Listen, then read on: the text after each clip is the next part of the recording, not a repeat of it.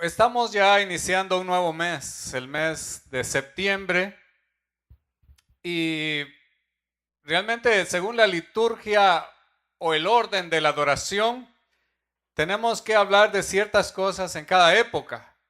Y esta es una época en que muchas iglesias hablan de un tema muy importante. A ver si ustedes se imaginan cuál será ese tema. ¿Cuánto leyeron el boletín? Ninguno, ¿verdad? Qué bueno. Amén. No lo leyeron. El boletín siempre se pone ahí al final de mes para que ya esté listo para el otro mes y está ahí puesto. Y hay un tema ahí sobre las escrituras. Dice hay que volver a la Biblia para tener una buena orientación en la vida. Hay que volver a la palabra de Dios. Y es lo que vamos a hacer. Vamos a estudiar temas de la Biblia estos 4 domingos. Y espero que usted se motive, que no falte a ninguno para que no se pierda cosas muy importantes que vamos a tocar acerca de la Biblia. Y una de las preguntas es, ¿puede uno encontrar una dirección, oiga bien, una dirección de Dios, una dirección divina aparte de la Escritura?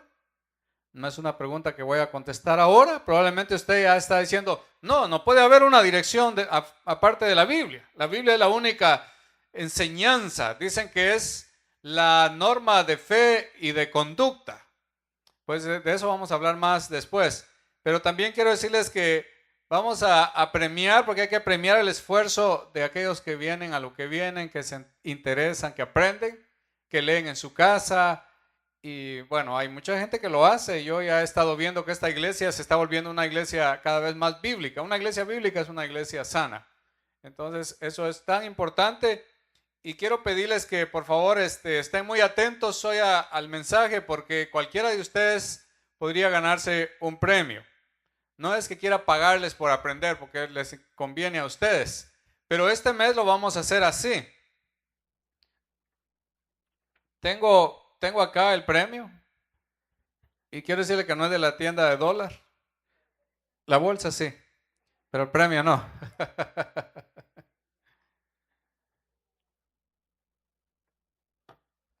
Es una Biblia muy bonita.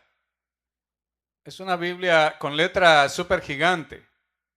Si usted se la gana, dice, pero es que a mí me gustan las Biblias pequeñas, pues se la puede donar a alguien que realmente la necesite. Pero es una Biblia muy, muy buena.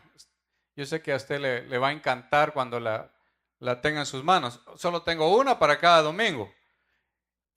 Por lo tanto, debe de poner atención porque voy a hacer 10 preguntas al final del sermón y el que conteste certeramente, o sea, con mucha seguridad, 8 de las 10 se gana este premio. Y va a ser solo una persona, porque como les digo, solo tenemos un premio. Entonces quiero hablar acerca de la palabra de Dios, un tema muy simple, muy sencillo, pero también que encierra mucho.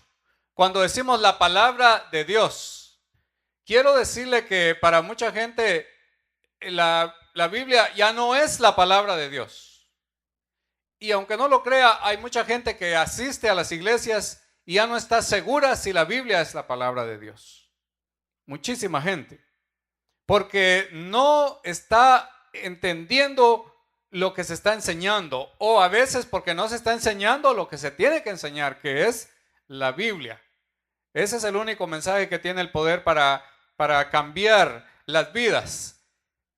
Septiembre es el mes de la Biblia. Probablemente en alguno de los países de ustedes sea otro mes, pero el verdadero mes de la Biblia es septiembre, porque en septiembre se hizo la primera Biblia.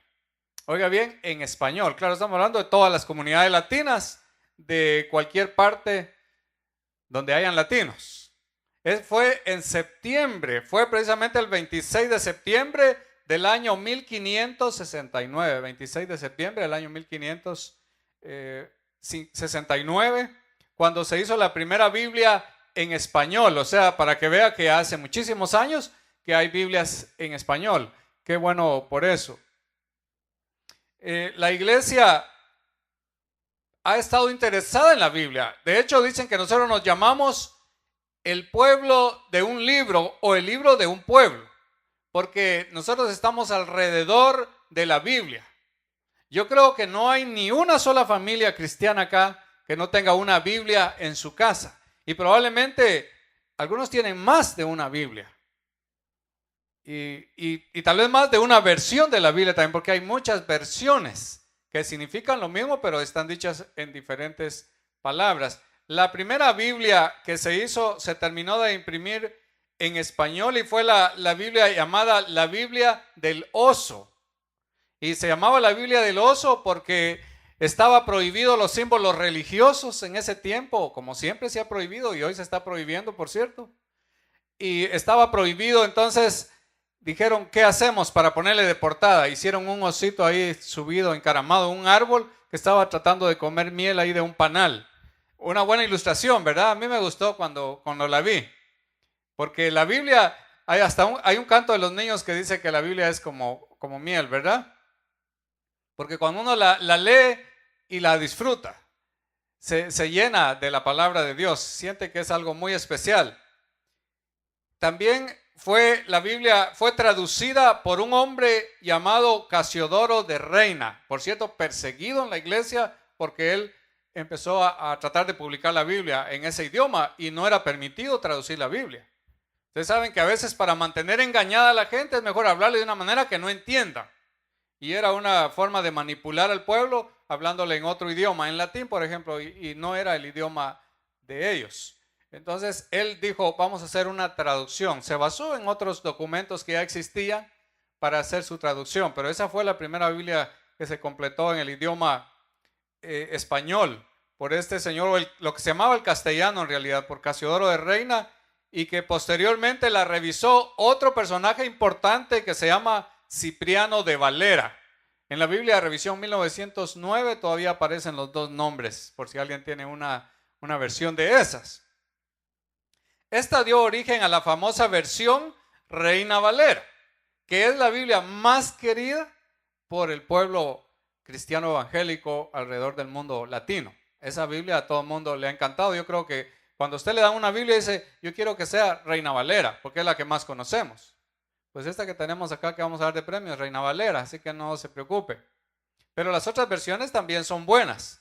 De hecho, cada versión hay que hacerle ahí ciertas correcciones y los expertos en Biblia lo saben mejor, pero es una de las mejores. Ahora, la Biblia es un libro excepcional. Excepcional quiere decir que es mejor que cualquier otro libro, que supera, esa literatura bíblica supera a cualquier otra literatura de tipo religioso. Ningún libro de otra religión se le puede comparar. Fíjense que lo que estoy diciendo es realmente hasta peligroso. Porque una de las cosas que se ha dicho es que hay muchos libros que son buenos para instruir en la religión. Pero según entendemos, la Biblia es el libro excepcional. Es el único que habla la verdad completa acerca de Dios. Amén. Bueno, si usted está seguro, puede decir amén. Si usted es uno de los que cuestiona, probablemente va a decir, yo creo que también hay otros libros que tal vez son buenos para enseñar acerca de la religión. Hay muchos, pero no tienen esa calidad ni son inspirados. Más adelante vamos a ver qué es la inspiración bíblica. Así que este libro es tan importante y es un libro que nos ayuda para orientarnos en los momentos más difíciles cuando la iglesia es atacada. Fíjense que la Biblia tiene algunas características que ya ustedes se las han aprendido en las clases ahí en los que van a los hogares que fructifican, ya se las han aprendido porque hay una lección sobre la Biblia. Y dice que la Biblia es tan importante y tan diferente a otros libros porque tiene unas características que la distinguen. Y es, en primer lugar, que tiene diferentes autores. Hay más de 40 autores. Oiga bien, más de 40 autores de la Escritura. Hay otros libros que probablemente tienen más de 40 autores. Pero la diferencia es que estos autores eran de diferentes lugares, de lugares totalmente distantes, donde no podían comunicarse, y menos en esos tiempos, donde los medios de transporte no estaban al alcance. Entonces, pero ellos escribieron, siendo diferentes y de diferentes lugares, escribieron sobre el mismo tema, que es la salvación de la humanidad. Fíjense qué importante es eso, y entre ellos habían de diferentes niveles educativos, desde personas que eran analfabetas hasta personas que eran doctores, eran médicos, eran filósofos, era gente que conocía mucho, eran maestros, eran grandes maestros, pero aún así todos escribieron sobre el mismo tema. Otra cosa importante. Y el tiempo, imagínense, un libro como la Biblia se escribe en más o menos 1500 años. ¡Qué periodo tan largo! Algunos se sorprenden porque dicen, wow, este libro le tomó 20 años a esa persona para escribirlo. Probablemente a alguien le ha tomado toda su vida para escribirlo, pero toda su vida son 70 años, lo más, la vida donde activa para escribir. No, así que no ha sido mucho, pero esto es 1500 años y aún así ellos escribieron, como ya dije, sobre el mismo tema. Esto es lo que hace de la Biblia un libro excepcional. Y podemos también mencionar otras cosas, pero dejémoslo ahí por el momento. Sin embargo, sabe que la Biblia siempre ha tenido enemigos. Es increíble, la Biblia ha sido atacada muchas veces. En este momento, la palabra de Dios y en este país que se fundó sobre principios cristianos está siendo atacada y la están descartando, como ya se los he dicho muchas veces. Y esto va en progreso. Esto es muy negativo, esto es totalmente negativo, pero la Biblia ha sido atacada. Sin embargo, como alguien dijo, y muy importante esto, dice, la Biblia es como un león. Si lo deja suelto, él se defiende solo. Y la Biblia es así. Cuando alguien toma una Biblia y dice, este es el libro que yo quería atacar, y empieza a leerlo, se empieza a convencer de que es la palabra de Dios. Porque la Biblia, cuando se lee con atención, inmediatamente empieza a tocar el corazón. Basta la lectura de la Biblia para que ya empiece a hacer efecto. Entonces la Biblia es el libro que es la palabra de Dios que va directamente al corazón del hombre. Es una palabra autorizada por Dios entonces. Ahora, todavía nos preguntamos, ¿podría la humanidad descartar la Biblia y vivir bien? ¿Puede el ser humano prescindir de la Biblia? O sea, decir, yo no necesito la Biblia. Usted me dirá, hay muchas familias que viven sin la Biblia. Hay países que viven sin la Biblia. Pero la pregunta en serio es, ¿se puede descartar la palabra de Dios? Ok. 50 años, esto lo encontré por ahí. 50 años sin oración oficial en las escuelas es el tema. Es que hace un poco más de 50 años fue que se prohibió que se hiciera la oración en las escuelas en este país donde estamos. Y que parecía un logro para muchos, sacar la oración. Y sin embargo nos preguntamos, después de 50 años, ¿cómo están las cosas ahora? Vamos a hablar en serio de esto. ¿Cómo están las cosas ahora?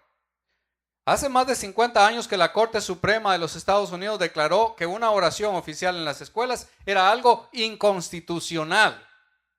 O sea, como quien dice, la oración no tiene lugar en la escuela, en el centro educativo, cualquiera que sea.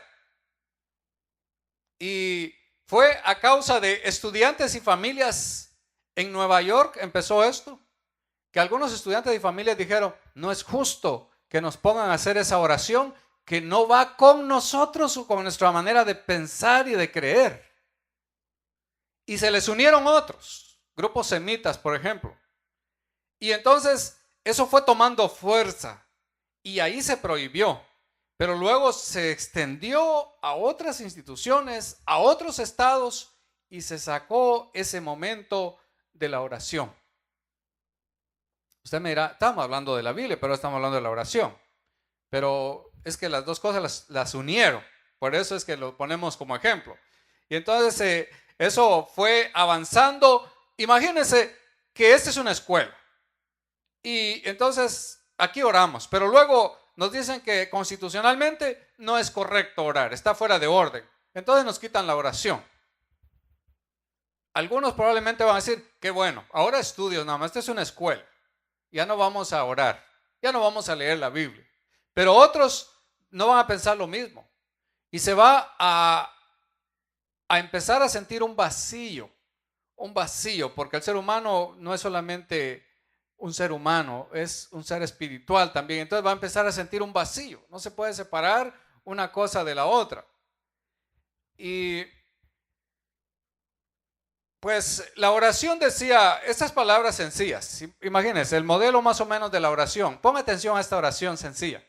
Dice: Dios Todopoderoso, reconocemos nuestra independencia o nuestra dependencia, perdón, de ti, y te pedimos tus bendiciones sobre nosotros, nuestros padres, nuestros maestros y nuestro país. Amén.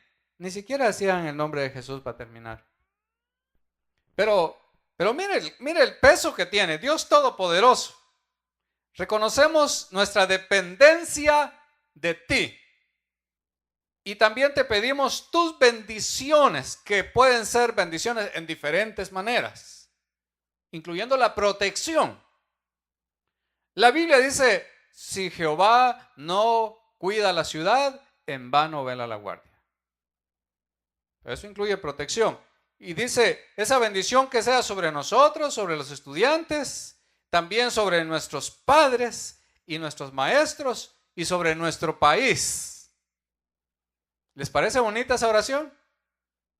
Pequeña, ¿verdad? De mucho contenido. Que si no se repite como loros, entonces va a tener mucho significado si le ponemos atención a la oración. Ahora, un argumento fuerte en contra de la oración fue este, que dice: no se puede unir gobierno y religión. Entonces declararon que era inconstitucional leer y orar en muchos establecimientos, pero ahora en todos. A nosotros se nos invitó, como se los conté en una ocasión, o en dos, o en tres, pero se los vuelvo a decir, nos invitaron a dar una plática a una escuela, a los estudiantes latinos, y nos dijeron: eso sí, está prohibido hablar de Dios. ¡Ja! Prohibido hablar de Dios. ¿Qué hubiera dicho Pedro y Juan cuando a ellos los callaron y ellos dijeron: juzguen ustedes si es necesario obedecer a los hombres antes que a Dios? Pero como somos tan educados y de una civilización tan adelantada, obedecemos esas cosas. Bueno, digo obedecemos porque mucha gente está apegada a eso y dice: está prohibido, está prohibido. Cuidado. Bueno, ¿qué? ¿Es este un país comunista o que prohíba la lectura de la Biblia? Ahora, irónicamente, cuando George Washington juró su cargo, dijo que sería particularmente inadecuado omitir en este primer acto oficial mis fervientes súplicas a ese ser todopoderoso que reina sobre el universo. ¿Sabe que una autoridad ahí, por cierto, un chino importado, cuando él iba a hacer su juramento por quedar bien con todos los norteamericanos, él dijo que iba a hacer su juramento con el escudo del Capitán América? Porque esa es la cultura americana. Pero vaya usted a comparar al Capitán América con el Espíritu Santo, o con la palabra de Dios, o con el ser todopoderoso. Pero es que es muy fácil que uno sea asimilado por la cultura. Nos enajenamos, nos alienamos. Pero nosotros no somos de una cultura, de una región, somos de una cultura que se basa en la palabra de Dios. Nuestra Constitución dice, firmada en el año de nuestro Señor Jesús, se basa en la Declaración de Independencia, que dice que los derechos vienen del Creador. Eso se llama un pueblo que trasciende, no un pueblo miope, no un pueblo con vista corta, no un pueblo que se limita, sino que sabe que la autoridad suprema viene de arriba, le guste o no le guste a los más grandes del mundo. Amén. Es que tienen que decir amén, hermanos, tienen que tocarles esa palabra si es la verdad. Ahora también el presidente Eisenhower dijo en 1955, sin Dios no puede haber ninguna forma de gobierno estadounidense, ni un estilo de vida americano. El reconocimiento del Ser Supremo es lo primero. Fíjese bien, gobernantes de este país lo han dicho. Y el Señor lo ha dicho en su palabra. Dice que no hay autoridad puesta sino de parte de Dios. Pero también nos recuerda, dice, los grandes se enseñorean de las naciones y ejercen sobre ellas potestad hasta desviarla. Y el pueblo a veces que dice que vive en democracia, y democracia significa que el pueblo manda, pero el pueblo no manda nada porque sigue detrás de conceptos e ideas equivocadas que están fuera de la única verdad.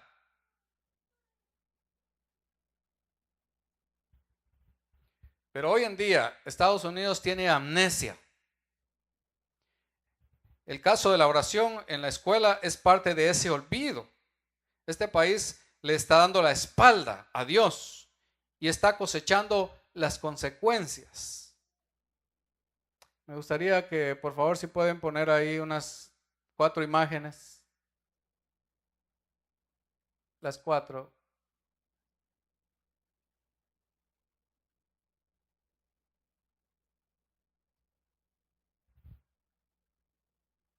Cada vez que ha pasado una situación de esas, un caso de esos, créanme, cada vez que eso ha sucedido, he llorado. Y yo creo que ustedes también. Yo no puedo soportar ver a esos padres, a esas madres que están desesperados y no los deja pasar la policía porque no pueden. Porque ellos probablemente piensan que sus hijos son parte de los masacrados. Y en muchos casos eso se ha hecho realidad. Esos son pequeños ejemplos, porque muchas otras cosas están pasando. Uno no puede olvidarse de Dios, no puede prescindir de Dios, no puede dejar a Dios y pretender que las cosas están bien. ¿Sabe que uno de los padres que le mataron a su hijo en una de estas masacres, uno de esos padres dijo estas palabras? Fue después de la masacre de Columbia, no sé cómo se pronuncia, tal vez quisieron poner Columbia, yo lo copié literalmente. Dice, y el caso es que este señor llamado Darring, padre de uno de los estudiantes asesinados, testificó ante el Congreso. Y entonces dijo estas palabras: sus leyes ignoran nuestras necesidades más profundas. Sus palabras son aire vacío. Usted ha arrancado nuestra herencia. Usted considera ilegal una simple oración. Ahora los disparos llenan nuestras aulas y nuestros hijos queridos mueren. Usted busca las respuestas en otras partes y hace la pregunta: ¿por qué? Usted regula las leyes restrictivas a través de un credo legal y sin embargo no puede entender que lo que necesitamos es a Dios.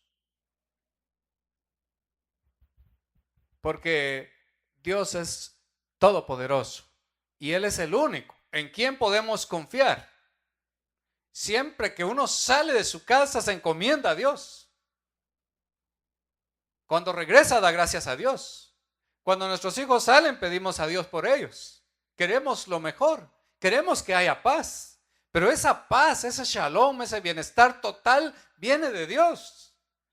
Usted no puede esperar que el Capitán América le salve porque eso es un invento nada más, es una fantasía. Usted no puede esperar que aparezca esa seguridad por todos lados. En el mejor momento no va a aparecer nadie.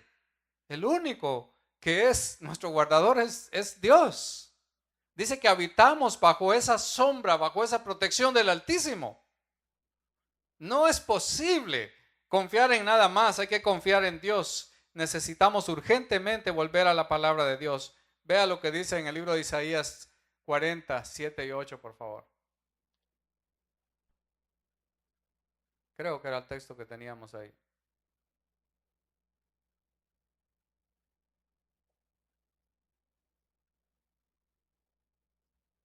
Dice la palabra, la hierba se seca y la flor se marchita, porque el viento de Jehová sopló en ella. Ciertamente, como hierba es el pueblo. Sécase la hierba, marchítase la flor, mas la palabra del Dios nuestro permanece para siempre. Esa palabra permanece, la única palabra firme y segura. Y si usted va también al libro de Primera de Pedro, capítulo 1, ya casi al final de la Biblia. Primera de Pedro, capítulo 1, ahí tenemos que está retomando esa palabra y agregando algún detalle también importante. 1, 24 y 25. Porque toda carne es como hierba, y toda la flor del hombre como la flor de la hierba. La hierba se seca y la flor se cae, mas la palabra del Dios, del Señor, permanece para siempre. Y esta es la palabra que por el Evangelio os ha sido anunciada. Nosotros tenemos la verdad en las manos. Nosotros tenemos la palabra de Dios en las manos. Tenemos lo mejor. Tenemos la vida en nuestras manos. El ser humano necesita recordar quién es en sí mismo. ¿Saben quién es el ser humano? Aquí lo dice. Es como una flor que se marchita y se cae. Su única esperanza de vida está en Dios. El ser humano necesita saber que es limitado, que tiene una corta edad, que la vida eterna está en Dios, que sus días son enfermizos, que no se las sabe todas. A mí me da risa, porque conozco la Biblia, cuando un ser humano de los que nos gobiernan aparece dando un discurso y dice, confíen que nosotros los vamos a salvar. Eso no es más que prepotencia y orgullo. Yo quisiera escuchar alguna vez una palabra humilde de esa gente que diga, nosotros no lo podemos hacer todo. No somos capaces de todo. ¿Cuándo el ser humano ha sido capaz? El ser humano no es omnisciente ni es omnipresente. No se las sabe todas. Tiene limitaciones. Y ese vacío que nosotros dejamos cuando estamos tratando de hacer algo, cuando estamos tratando de gobernar, ese vacío solamente lo puede llenar Dios. Lo que nosotros no hacemos, el Señor lo puede hacer. El hombre sin Dios, dijo alguien, se consume. En un tiempo declararon la muerte de Dios. Ahora sacaron la película Dios no ha muerto. Y ojalá usted la vea, porque es una película con un gran mensaje. Dios no ha muerto. Imagínense que nosotros estamos hechos a la imagen de Dios. Y qué palabra más estúpida decir que Dios ha muerto. Un ser que no tiene poder, que se murió, que tuvo limitaciones, Él fue el que nos crió. Pero es al contrario, cuando el ser humano reconoce a Dios, su mente se eleva. La palabra hombre viene de antropos, y eso significa el que mira para arriba. No somos como cerditos solo mirando para abajo. En algún momento miramos para arriba, en algún momento pensamos en Dios. Y esa es la grandeza nuestra. Sin recibir la palabra de Dios, el ser humano está expuesto a todo fracaso en cualquier momento, está perdido. La Biblia contiene ayudas para nosotros en todo.